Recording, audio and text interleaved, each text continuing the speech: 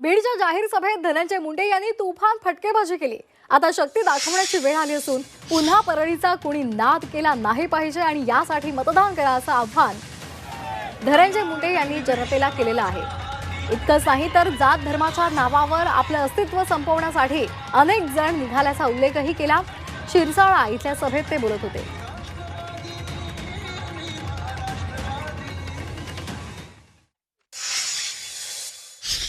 माणसं बोलवायला आणि गोळा करायला आणि गर्दी दाखवायला आपली कोणी शर्यतच लावणे महाराष्ट्रात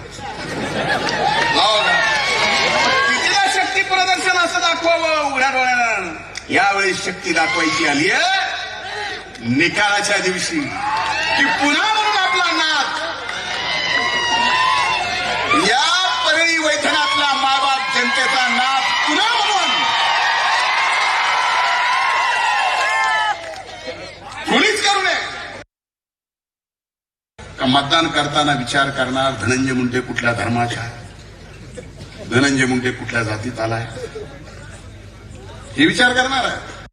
मला दुःख आहे या गोष्टीचं। काही दिवसापासून राजकारण आणि मतदान द्यायची पद्धत या लोकशाहीमध्ये अशा पद्धतीने चालू झाली आहे। जातीचा, धर्माचा, फलाना, दिसताना। अरे असं जर झालं तर भविष्यात कोणी विकासाच्या मुद्द्यावर निवडणूक लढणार नाही।